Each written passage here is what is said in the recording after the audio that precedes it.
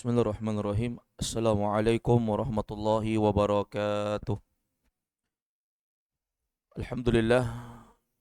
Alhamdulillahirabbil alamin wassalatu wassalamu ala asyrafil anbiya'i wal mursalin sayyidina wa maulana Muhammadin wa ala alihi wa ashabihi wattabi'in wa tabi'it tabi'in wa man tabi'ahum bi ihsanin ila yaumiddin.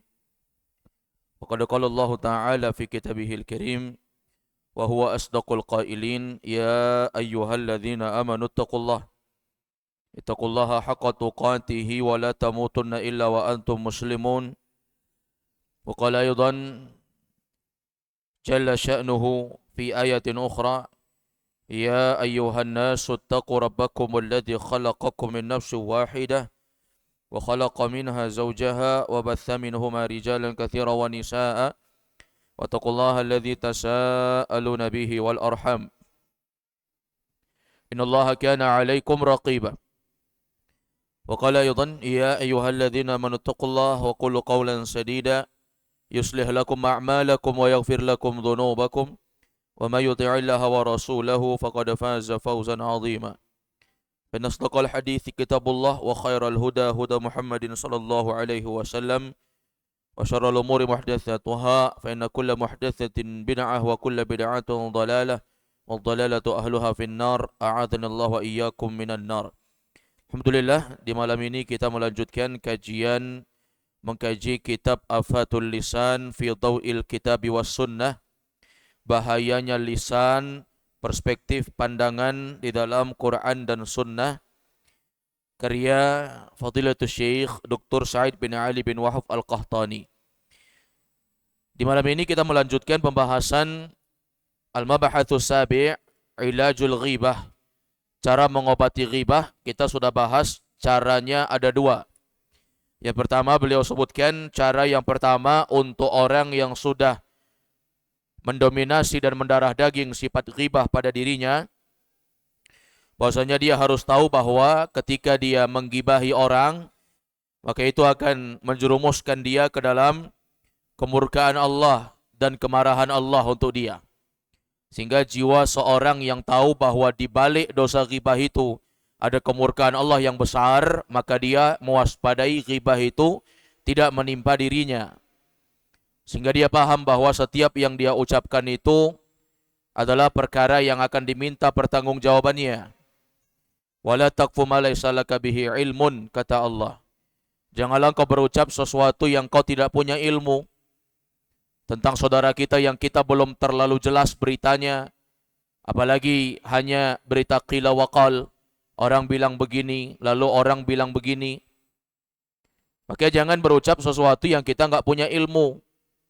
Kenapa? Inna sam'a wal basara wal fuada, sesungguhnya pendengaran, penglihatan dan mata hati, kata Allah, kullu ulaika kana anhu mas'ula. Semua itu akan Allah tanya pada hari kiamat.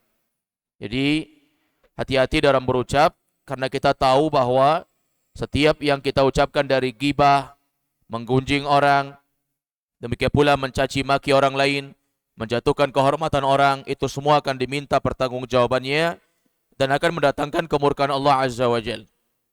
Belum lagi kalau kita gali dalil-dalil yang begitu banyak. Ketika Nabi SAW bertanya kepada sahabat, atadruna mal muflis? Tahukah kalian orang yang bangkrut? Kata para sahabat, al-muflisu indana, orang bangkrut menurut kami orang yang enggak punya mata uang yang dia simpan, enggak punya harta, enggak punya kekayaan, itu orang bangkrut. Kata Nabi, bukan itu yang dimaksud dengan al-muflisun. Orang-orang yang bangkrut itu, kata Nabi, orang yang di hari kiamat dia pahalanya ditransfer kepada orang lain. Pahalanya diberikan kepada orang lain, orang-orang yang pernah dia gibahi. Lalu ketika pahalanya habis, maka dosanya belum terpenuhi alias belum setimpal. Karena orang yang dia gibahi begitu banyak, dosanya sudah atau pahalanya sudah habis, maka dosa orang-orang yang pernah dia gibahi itu akan ditransferkan kepada dia. Nah, ini orang yang bangkrut, kata Nabi. Baik, kemudian kata beliau di pembahasan berikutnya, al-ilaju tsani, cara menerapi, mengobati penyakit gibah yang kedua. Ini cara kedua. Selain kita tahu bahwa gibah itu mendatangkan murka Allah. Cara yang kedua kata beliau, alaihi ayyanzura fis sababil ba'ith lahu 'alal ghibah. Bahwasanya hendaknya seseorang itu dia memperhatikan sebab-sebab yang akan mendorong dan menjadikan dia terjatuh dalam gibah. Nah, ini cara menerapinya Bapak sekalian.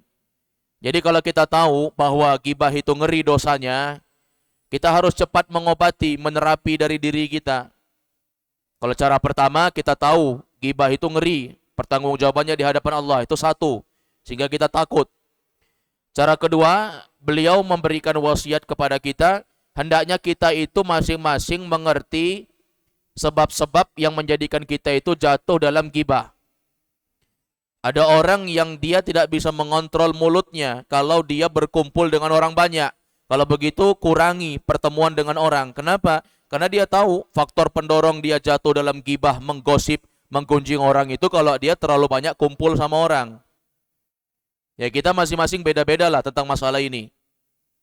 Jadi poin penting terapi kedua untuk mengobati gibah ini, masing-masing orang harus tahu faktor pendorong yang menjerumuskan dia jatuh alal ghibah, kepada dosa gibah. Kalau bapak-bapak beda mungkin, ibu-ibu beda lagi. Ya, kalau bapak-bapak mungkin kalau dia pergi ngumpul di warkop dengan kawan-kawannya, ini mudah dia jatuh gibah. Kalau ibu-ibu mungkin ketika belanja di pasar, terlalu lama ngumpul, akhirnya ngerumpi. Nah, ini waspadai yang kayak begini. Fa inna ilajal illah innama yatimmu biqat'i sababiha. Al-mustamaddah hiya minhu. Karena sesungguhnya kata beliau, untuk mengobati suatu penyakit, untuk menerapi, menyembuhkan suatu penyakit, itu dengan cara memutus sebab-sebab yang menjadi sumbernya.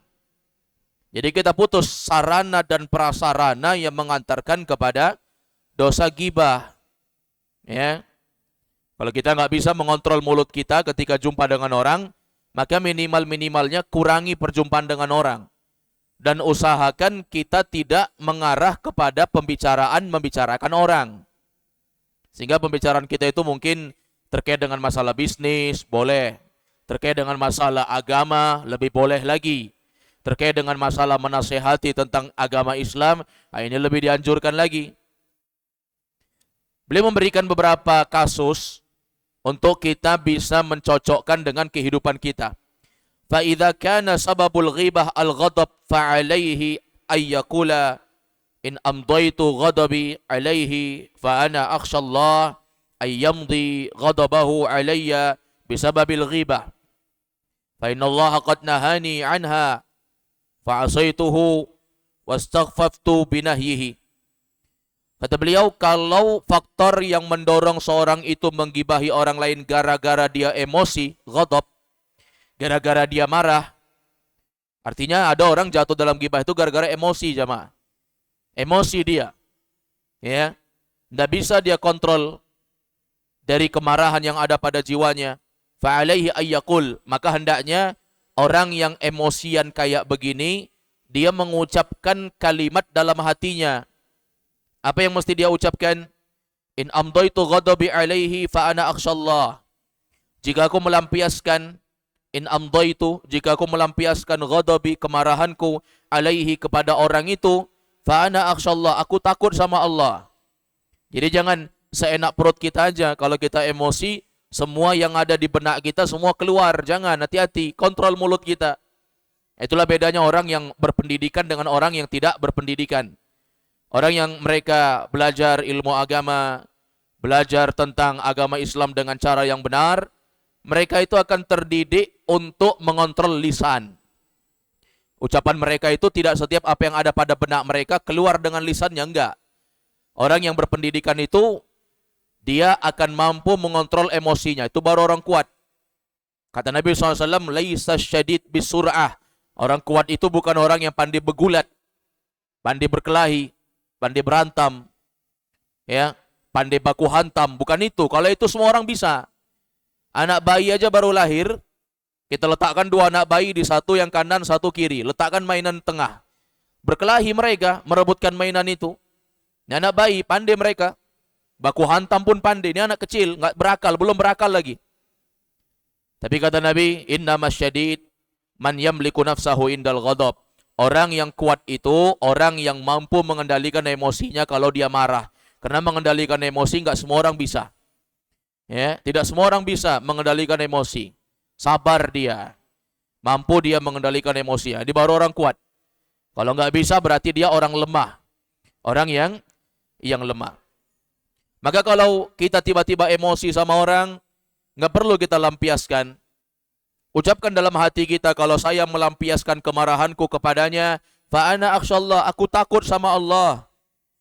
Ayyumdi ghadabahu alayya, Allah akan melampiaskan kemurkaannya kepadaku. Karena kita tahu, orang yang menggibahi saudaranya gara-gara emosi sekalipun, maka itu tercatat sebagai dosa gibah.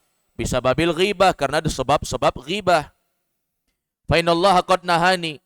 Hendaknya kita tancapkan dalam hati kita bahwa sesungguhnya Allah itu melarang kita. Allah melarangku anha dari ghibah. Fa asaituhu wastaghfaftu binahyihi. Maka aku pun memaksiati Allah dan aku pun meremehkan larangan Allah. Sehingga takut kita sama Allah.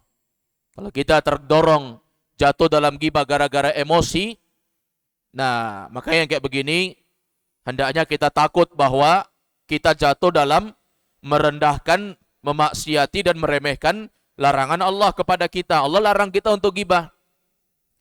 Contoh misalnya, kita mendengarkan berita ada orang yang menjelek-jelekkan kita. Belum pasti beritanya, kata orang. Kata orang, Pak, Bapak dibicarai begini, begini, begini. Kata orang. Kita belum tabayun lagi, belum jelas beritanya. Nah, seketika kita emosi, kita bicara sama orang ramai tentang aib saudara kita. Ini dia yang dimaksud. Emosi, marah, nggak bisa ngontrol diri.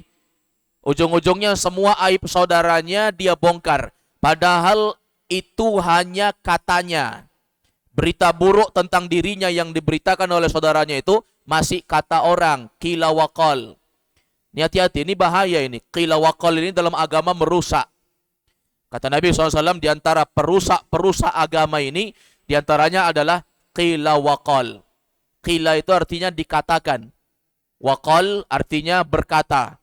Dikatakan orang begini, dia langsung mengucapkan begini. Padahal belum pasti lagi. Maka hati-hati kita, jangan.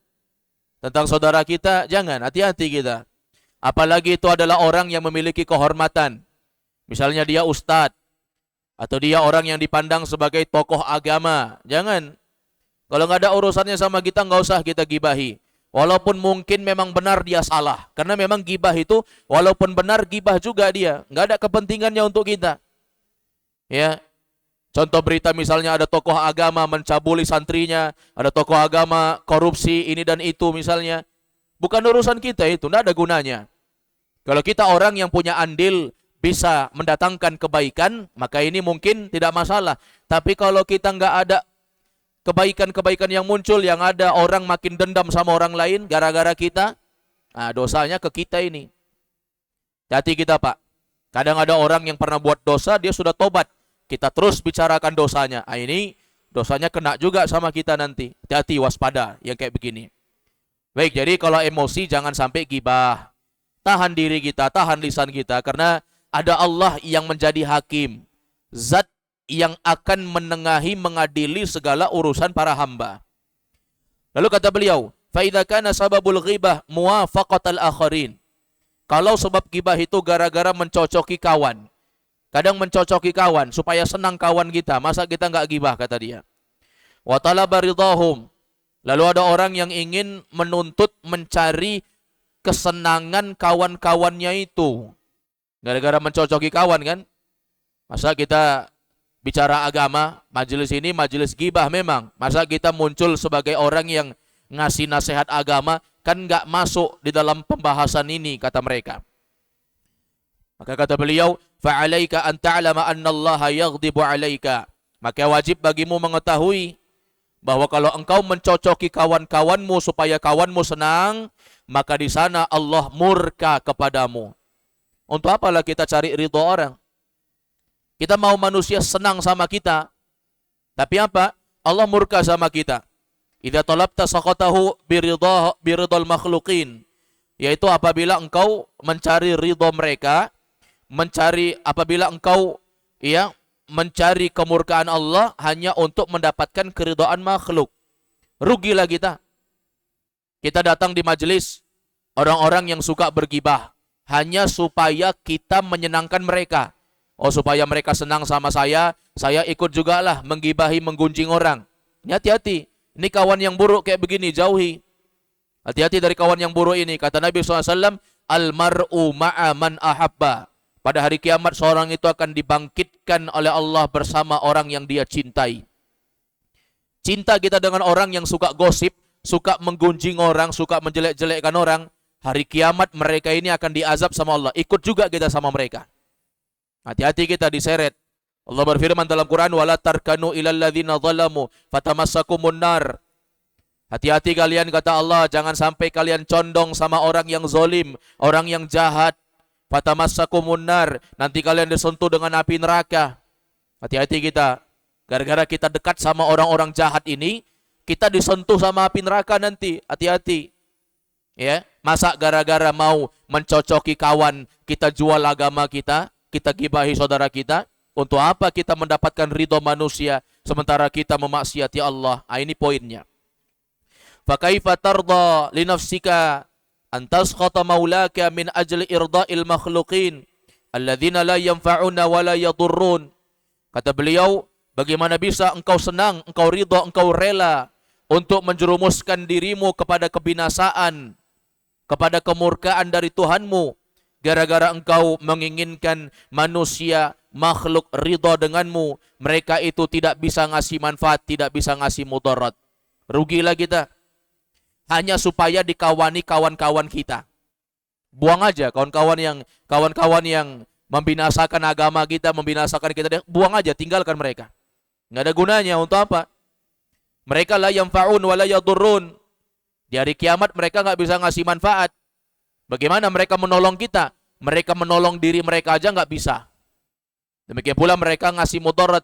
Memangnya mereka bisa membinasakan kita? Jawabannya tidak. Semua itu adalah ketentuan Allah Azza wa Jal. Wa in kana al-ghadabu lillahi fala tadhkurul maghdubu alaihi bisu'in li ghairi ad-darurah. Kata beliau, jika gibah tersebut terjadi, engkau idza kana al-ghadabu lillah, jika marah tersebut terjadi karena Allah, artinya ada orang yang dia katanya marah tapi marahnya karena Allah, maka kalau kayak begini modelnya, kata beliau, wala tadhkurul maghduba alaih bisu'in li ghairi darurah, maka tidak perlu engkau sampai menyebut-nyebut kejelekan orang yang kau gibahi kecuali tanpa kondisi darurat. Beda lagi kalau darurat ya. Kalau misalnya kita katakan, contohnya begini, ada suami istri yang hubungan rumah tangganya tidak baik, sehingga masing-masing kedua belah pihak ini merasa bahwa dia adalah pihak yang dizolimi. Suami mengatakan, saya dizolimi dengan istri saya. Istri mengatakan, saya dizolimi dengan suami saya. Masing-masing kedua belah pihak merasa dizolimi. Baik. Lalu masing-masing kedua belah pihak ini merasa bahwa dia itu marah karena Allah. Saya nggak suka, saya marah dengan suamiku karena suamiku itu menelantarkan kewajibannya. Kata si istri. Suami juga mengatakan, saya nggak suka dengan istriku, saya marah karena dia menelantarkan kewajibannya. Saya nggak mendapatkan hak-hakku sebagai suami. Nah, kata beliau, kalau andai kata marah seseorang itu karena Allah, nggak perlulah dia sampai menyebut-nyebut semua aib orang yang dia gibahi tadi. Kan karena Allah dia marah. Harusnya nggak usah sampai menyebut-nyebut semuanya, kecuali darurat. Darurat beda cerita. Jadi ada gibah yang darurat. Contohnya misalnya pasangan suami istri bersengketa, ribut. Ya, cekcok, suami istri ribut. Istri di KDRT dengan suami, dipukuli sampai habis. Berdarah-darah, ya sampai bonyok. Maka si istri datang ke pengadilan, datang kepada pihak berwajib untuk menuntut cerai, meminta keadilan ke polisi kah, atau kepada hakim misalnya meminta keadilan. Nah, maka si hakim bertanya, kenapa suamimu bisa seperti ini? Kenapa dia memukuli semacam orang yang sudah tidak waras? Karena kalau orang waras mukul dia akan berpikir, ini udah kayak orang gak waras. Sampai istrinya babak belur, hancur. Ini kan udah gak waras namanya. Baik, maka si istri menyebutkan, misalnya, iya Pak Polisi, suamiku itu begini-begini. Ternyata dia katakan suaminya itu candu narkotika atau suka mabuk-mabukan. Dia sebut aibnya, itu ada hajatnya, ada daruratnya memang. Karena itu dibutuhkan. Supaya pihak berwajib tahu siapa suaminya ini. Nah ini namanya darurat kayak begini, ini dimaafkan, ini nggak apa-apa. Tapi kalau kita marah karena Allah, nggak ada sesuatu darurat, nggak perlu kita bongkar sampai aibnya. Sampai dari huruf A sampai huruf Z, aibnya semua kita bongkar, nggak perlu. Nggak ada manfaatnya. Bal yambaghi, kata beliau, bal yambaghi an taghdaba atau an taghdiba ala man igtabuhu illa idza kana min babi tahdhiril muslimin 'anis syarr. Bahkan sepantasnya engkau marah dengan orang yang menggibah. Marah kita kalau ada orang yang menggibahi. Jadi kalau saudara kita bicara-bicara tentang aib orang lain, kita marahi dia. Illa idza kana min babit tahdhir al-muslimin 'anis syarr, kecuali dalam pembahasan mengingatkan kaum muslimin yang banyak ini dari keburukan. Ini juga sudah kita jelaskan di antara bentuk ghibah yang dimaafkan itu yaitu apa? Kita mengingatkan orang banyak tentang kesesatan banyak orang. Seperti yang pernah kita jelaskan di masjid ini. Contoh misalnya ada ustadz yang akan muncul di akhir zaman, lalu dia menghalalkan LGBT, hubungan sesama jenis. Nah, maka kita muncul untuk menyebutkan kesesatan pemahaman ini. Bahwa pemahaman ini bertolak belakang dengan fitrah. Belum lagi kalau ditinjau perspektif Quran dan Sunnah, ini menyelisihi. Nah kalau kayak begini, ini bukan ghibah namanya. Tapi ini apa? Ini termasuk jihad membela agama Allah. Ya, ini nggak apa-apa yang kayak begini. Kenapa? Bisa hancur moral kaum muslimin. Ya, baru-baru berita viral ya, mungkin Bapak tahu di Aceh, di kota Aceh, ada beberapa oknum tengku, ya, yang mengaku sebagai tokoh agama. Dia memfatwakan bahwa ketika kita berhubungan suami istri, tidak apa-apa kita membayangkan wanita lain. Mungkin dia udah bosan dengan istrinya. Sehingga tatkala dia berhubungan suami istri, dia membayangkan wanita lain. Difatwakan di depan orang banyak. Bayangkan kalau ada pemahaman kayak begini. Ini apa namanya? Ini membuka pintu zina. Nabi SAW mengatakan setiap anggota tubuh itu bisa berzina. Mata zinanya dengan melihat, kata Nabi. Al-udunan, kedua telinga zinanya dengan istima, mendengar. Mendengarkan sesuatu yang haram, ini zinanya telinga. Demikian pula kedua tangan, zinanya dengan memegang. Kedua kaki, zinanya dengan melangkah. Semua anggota tubuh kita ini berzina. Lalu kemaluan yang membenarkan. Itu Nabi SAW mengatakan. Bagaimana kalau ada orang mengatakan, tokoh agama, Allahu Akbar. Tokoh agama. Bagaimana kalau kira-kira ajaran sesat ini diikuti? Bagaimana yang terjadi? Rusak agama ini. Dia menghayalkan istri orang, menghayalkan wanita lain dengan bentuk auratnya yang terbuka, na'udzubillah, lalu dihalalkan. Ya. Maka yang kayak begini, kita bicara tentang kesesatan orang-orang kayak begini, maka ini bukan termasuk ghibah, justru ini menolong agama Allah, meluruskan dari pemahaman-pemahaman yang sesat. Yang kayak begini, ma'asyiral muslimin a'azzakumullah, yang mesti kita jauhi. Kemudian beliau mengingatkan juga kepada kita, kata beliau Syekh Dr. Sa'id bin Ali bin Wahab Al-Qahtani, ya, kata beliau di dalam kitab ini, bal yanbaghi an taghdaba ala man igtabuhu illa idza kana min babi tahdhir muslimin 'anis syarr. Bahkan kau harus memarahi orang yang jatuh dalam ghibah itu, kecuali kalau itu adalah bab mengingatkan kaum muslimin dari keburukan. Wa hadza sayati fi ma yajuzu minal ghibah. Nanti akan datang bab-bab orang-orang yang dibolehkan atau orang yang tidak tergolong sebagai ghibah atau ghibah yang dibolehkan. Nanti ada babnya, apa-apa saja ghibah yang dibolehkan itu. Lalu beliau mengatakan, wa idza kana sababul ghibah huwa tanzihun nafsi wa nisbatul khiyanah ila ghairik. Kalau sebab ghibah yang mendorong engkau untuk ghibah itu adalah untuk mensucikan dirimu. Ada juga sebab-sebab ghibah itu untuk mensucikan diri, untuk mengangkat jati diri. Wa nisbatul khiyanah ila ghairik, dan menyandarkan sifat khianat kepada orang. Jadi kadang gara-gara nyombongkan diri, nganggap dirinya paling suci, maka dia menyandarkan sifat khianat kepada orang. Ini hati-hati kita. Fa'lam anna ta'arrud limaqtillahi ashaddu minat ta'arrud limaqtil khalqi.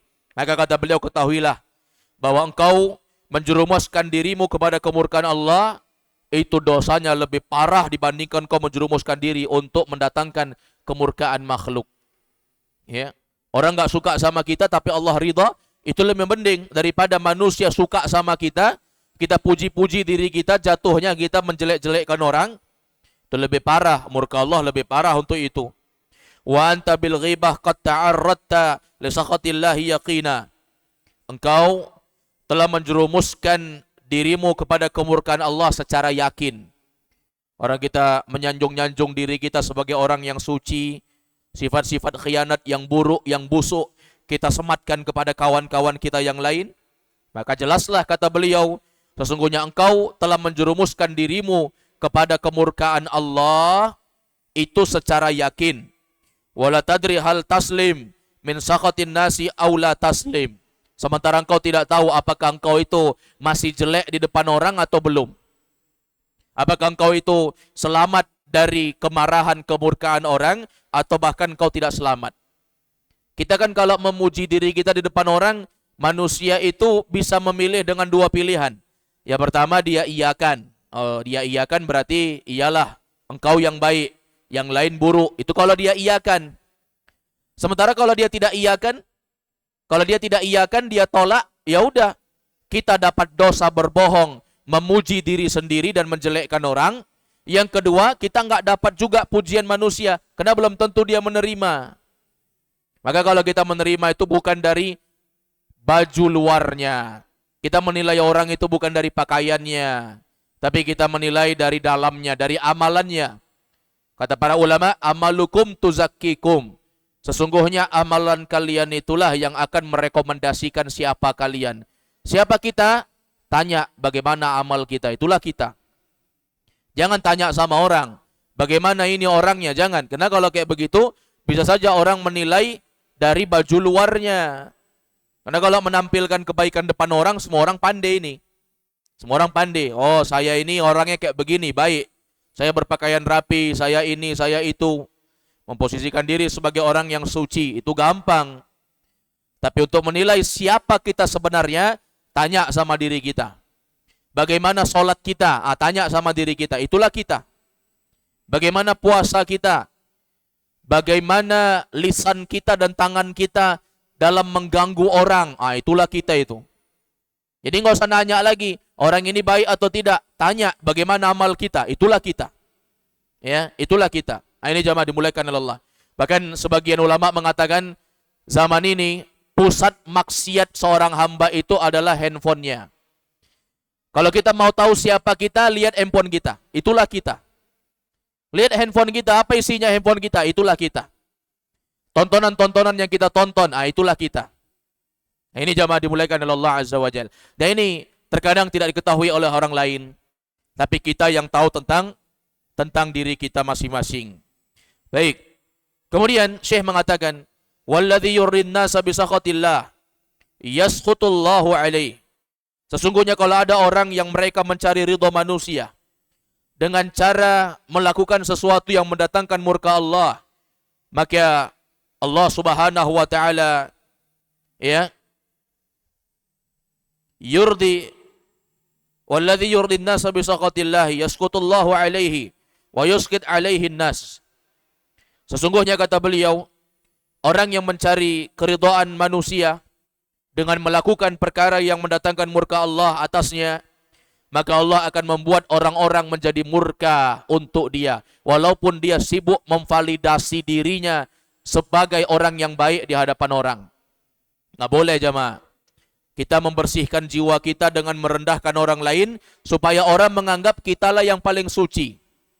Nah, dengan cara berbohong, maka akhirnya kita jatuh dalam dosa mencari ridho orang lain, sementara di belakang itu kita mendatangkan murka Allah kepada diri kita. Maka Allah kata beliau akan membuat seluruh manusia akan beranggapan buruk dan murka kepada orang ini, walaupun dia sibuk mensucikan, memvalidasi dirinya di hadapan orang.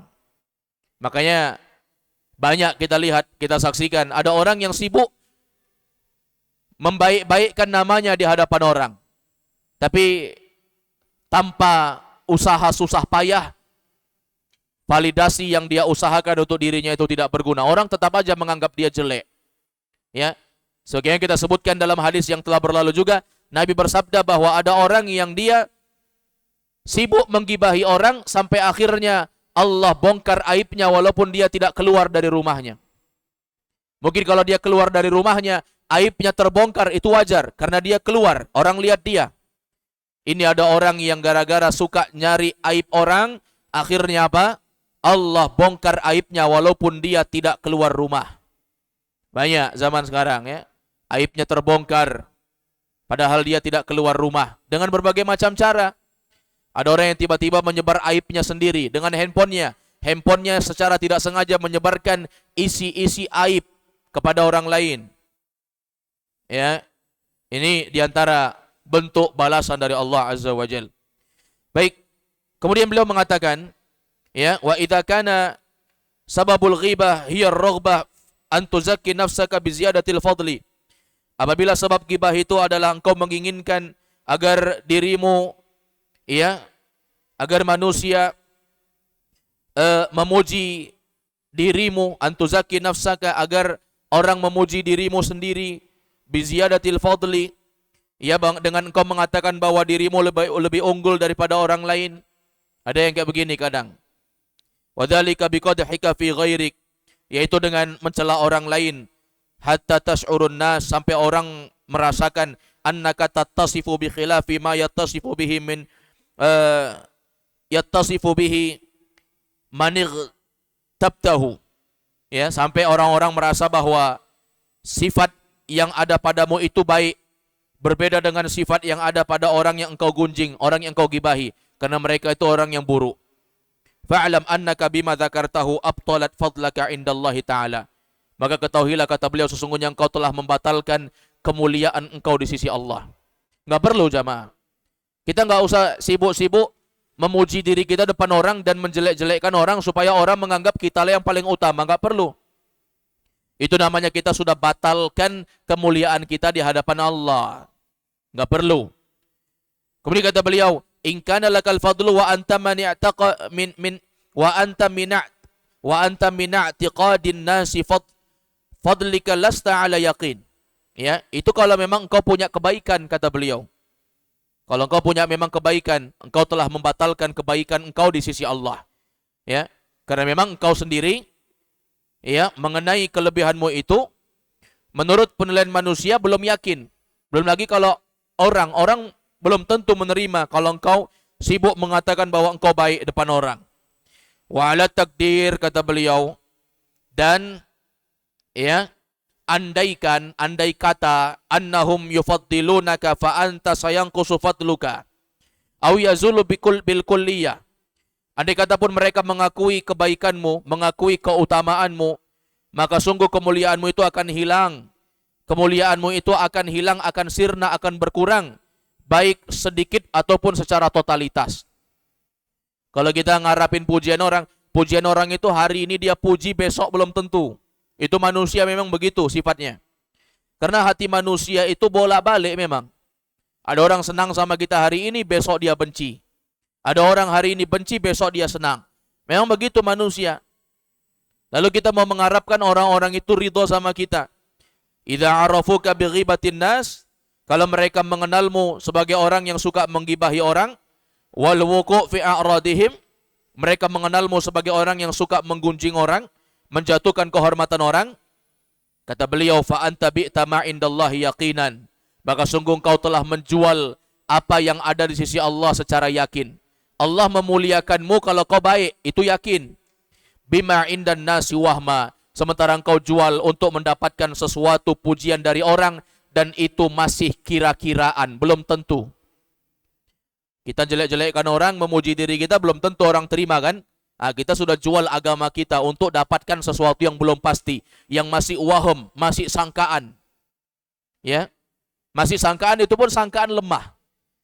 Baik. Walau i'taqadu fadlaka lam yughnu anka minallahi syai'a. Andai kata pun mereka yakin, manusia yakin gara-gara engkau puji dirimu, manusia yakin bahwa engkau itu adalah orang yang mulia, orang yang unggul. Lam yughnu anka minallahi syai'a, maka manusia itu juga tidak bisa menolongmu dari azab Allah karena engkau berdusta. Tidak bisa orang-orang nolong kita. Orang-orang yang kita harapkan memuji kita itu, dia enggak nolong kita di hari kiamat. Li'anna qulubahum baina usbu'aini min asabi'ir rahman. Karena hati manusia itu berbolak-balik. Hati manusia itu berada di dua jari jemari Allah. Yuqallibu kaifa yasha. Allah bisa bolak-balikkan kapan Allah mau.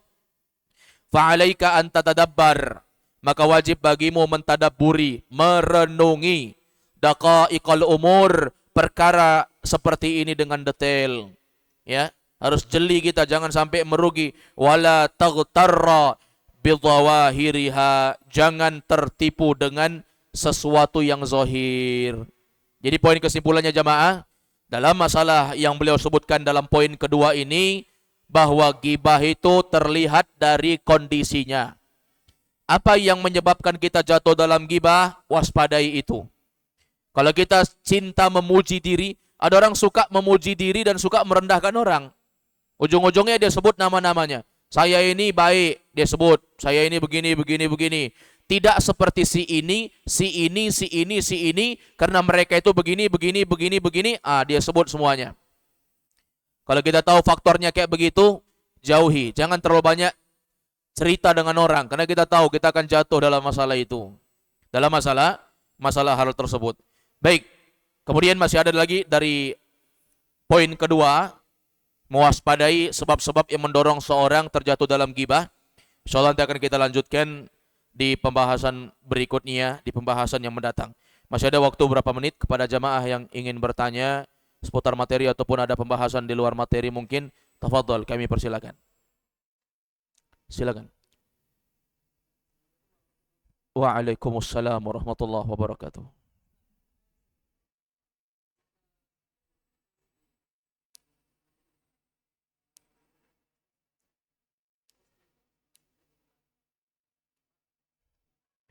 Baik, mengkritisi kekeliruan, kesalahan pemerintah di media sosial, apakah itu termasuk ghibah atau tidak? Jawabannya iya.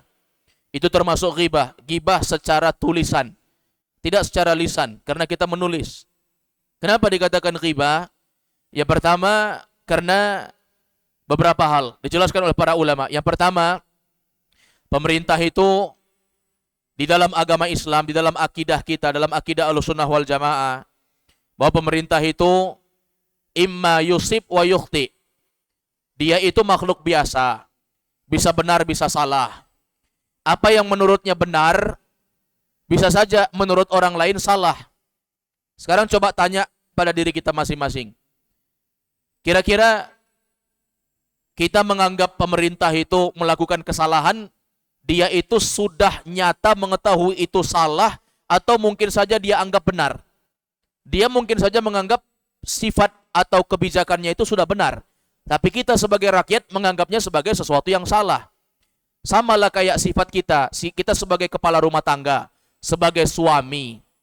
Kita menganggap bahwa perbuatan kita itu sudah baik, sudah adil di hadapan istri kita, di hadapan anak-anak kita. Tanya istri kita, apakah saya sudah berbuat sesuatu yang baik? Mungkin aja dia katakan, sifatmu masih salah. Paham ini? Jadi, terkadang ada yang dianggap oleh sebagian orang benar, orang lain menganggapnya keliru. Jadi dalam masalah kesalahan penguasa, kesalahan pemerintah, coba tanya sama diri kita. Kalau kita menulis kesalahan penguasa di pemerintah, di media sosial, kira-kira apa yang terjadi? Itu akan melahirkan kolom komentar yang begitu banyak. Ujung-ujungnya disebabkan status kita, orang-orang akan berbicara tentang aib penguasa. Kadang mungkin saja yang kita bahas tentang poin-poin yang memang jelas bahwa itu keliru. Nah, kemudian ada orang yang muncul dan mereka justru menambahkan dengan pembahasan yang tidak ada hubungannya. Dia katakan dasar pemerintah ini, dasar pemerintah itu, bahkan dia caci fisiknya, dia caci tentang keluarganya, dia caci tentang bentuk tubuhnya, dan seterusnya. Akhirnya apa? Melahirkan kolom komentar yang sebenarnya tidak pantas, dan kalau kita melihat bahkan yang muncul di kolom-kolom komentar itu adalah orang-orang Islam. Ini tidak memunculkan cerminan akhlak yang baik dari seseorang. Nabi SAW mengajarkan kita solusi untuk menasihati penguasa dengan baik, yaitu dengan cara yang baik, tidak dengan cara menulis status-status di media sosial, dan itu tidak manfaatnya, justru mudarat yang lahir akan lebih besar, dipastikan itu. Tidak akan ada solusi dengan itu, tidak akan ada kebaikan yang muncul, justru semakin muncul keburukan yang besar. Dan itu kita dapati dalam banyak hal. Demikian pula kalau kita mengkritisi pemerintah dengan cara-cara yang banyak dilakukan oleh sebagian ustadz zaman sekarang, bercerita tentang aib pemerintah di mimbar-mimbar, di khutbah-khutbah Jumat, maka kita katakan bahwasanya mereka adalah orang yang bisa benar, bisa salah. Kita katakan bahwa tidak setiap kebijakan pemerintah itu benar. Tetapi kalau mereka salah sekalipun, semoga Allah mengampuni dosa-dosanya. Yang harus kita lakukan saat ini adalah perbanyak mendoakan penguasa. Imam Ahmad rahimahullah, beliau katakan, laukana li da'watun mustajabah. Andai kata aku diizinkan Allah punya doa yang kalau aku minta pasti mustajab, dikabulkan, maka aku akan doakan kebaikan untuk penguasa. Kalau bapak mungkin ditanya, Pak, kalau misalnya diizinkan sama Allah, bapak mau minta apa? Mau minta apa kira-kira? Pasti bilang, saya mau jadi orang kaya. Saya mau masuk surga. Saya mau jadi orang yang dipandang, dihormati orang lain. Itu yang kita minta. Keenakan, kenikmatan untuk diri sendiri. Nggak pernah kita pikirkan orang. Tapi ketika Imam Ahmad rahimahullah mengatakan, laukana li da'watun mustajabah, andai kata Allah berikan kepadaku doa yang kalau aku doa langsung dikabulkan, aku akan doakan kebaikan untuk penguasa. Doakan mereka. Mungkin kita nggak punya akses untuk memberikan nasihat. Karena Nabi mengatakan, apabila kalian mendapati kesalahan dari penguasa, maka nasihati dia dengan 4 mata. Nah itu nggak mungkin. Kita nggak punya akses untuk itu. Sehingga doakan mereka.